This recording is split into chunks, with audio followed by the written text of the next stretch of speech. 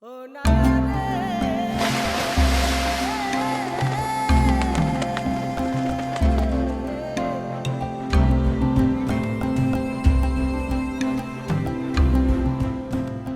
राज्य भौगोलिक विविधता से संपन्न भारत के पूर्वोत्तर राज्यों का प्रवेश द्वार है। यहाँ लगभग 70% आबादी कृषि पर निर्भर है, जिनमें 80% छोटे और सीमांत किसान हैं। असम में कृषि के तहत आने वाले क्षेत्र ज्यादातर वर्षा पोषित हैं और कृषि संबंधी उत्पादकता के लिए ज्यादातर मानसून पर निर्भर हैं, जिन पर किसानों की जीविका भी आधारित है। इसका कारण राज्य में उपलब्ध प्रचुर मात्रा में जल संसाधनों का उपयोग न होना है। उपलब्ध आंकड़ों के अनुसार असम में 28.7 लाख हेक्टेयर की अधिकतम सिंचाई क्षमता में से मार्च 2017 तक 16.18 लाख हेक्टेयर की सिंचाई क्षमता का सृजन किया गया था। इनमें से केवल 7.19 लाख हेक्टेयर की सिंचाई क्षमता का उपयोग वर्तमान में किया जा रहा है। असम में कुल 24.26 बिलियन क्यूबिक मीटर भूमि जल उपलब्धता के मुकाबले केवल 2.73 बिलियन क्यूबिक मीटर भूमि जल ही कृषि में उपयोग हो पाता है। समस्या माने हमारे दुओपिने नदीरे आबोरा हमारे अंचलखनि हमारे गांव के दोनों तरफ में नदी है। गर्मी के समय मिट्टी फट जाती है और बारिश में खेत में पानी भर जाता है, तो मैं खेती बाड़ी कम कर पाता हूँ और मेरा फसल इसीलिए कम होता है। मैं प्राय बच्चा अवस्थार पर खेती बाड़ीर লগত जड़ित हो आछो। मैं बचपन से खेती बाड़ी कर रहा हूँ। बारिश के समय खेती में बहुत पानी भर जाता है और गर्मी में मिट्टी पट जाती है, इसलिए मेरा बहुत नुकसान होता है।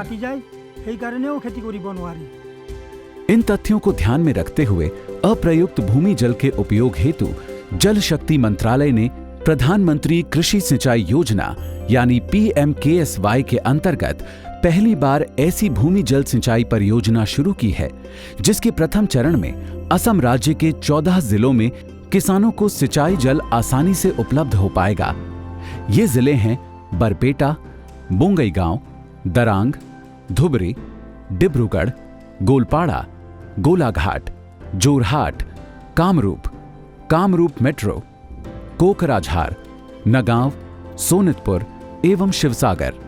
इन जिलों में अनुमानित कुल 19,116 हेक्टेयर कमान क्षेत्र में 19,643 किसानों के लाभ के लिए एक वर्ष की अवधि में 4779 ट्यूबवेलों के निर्माण की परिकल्पना की गई है। माननीय प्रधानमंत्री जी का संकल्प है कि हमारे अन्नदाता देश के किसान की आमदनी वर्ष 2022 तक दुगनी हो। इसके लिए उनके मार्गदर्शन में एक रचना बनी है। प्रत्येक खेत को सिंचाई की सुविधा प्रदान करना उसका एक आवश्यक अंग है। इसी क्रम में आसाम सरकार के साथ मिलकर आज हम इस नवीन योजना का शुभारंभ कर रहे हैं। किसानों को जहां एक और सिंचाई की सुविधा मिलेगी, वहीं इस योजना के ही घटक किसानों को मिलने वाले सूक्ष्म सिंचाई उपकरणों से पानी की भी बचत होगी। इस परियोजना की कुल लागत में से 90% राशि का वहन केंद्र सरकार द्वारा किया जाएगा, जबकि शेष 10% लागत राज्य सरकार वहन करेगी।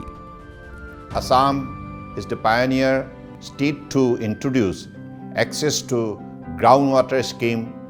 After the implementation of these 4,779 numbers of solar and electrical energy operated tube wells, approximately 19,000 farmers shall be directly benefited, resulting in potential creation of nearly 1.50 lakhs bighas.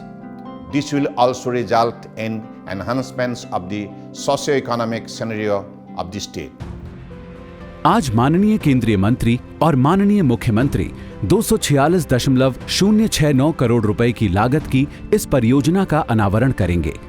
इस परियोजना की सफलता न सिर्फ इन 14 जिलों में 19,643 लाभार्थी किसानों को सिंचाई की आत्मनिर्भरता प्रदान करेगी, बल्कि आने वाले समय में पूरे असम को सिंचाई की समस्या से मुक्त करने की दिशा में प्रभावी कदम साबित होगी और यहाँ के सीमांत और लघु किसानों के जीवन स्तर में व्यापक सुधार लाने में कारगर साबित होगी।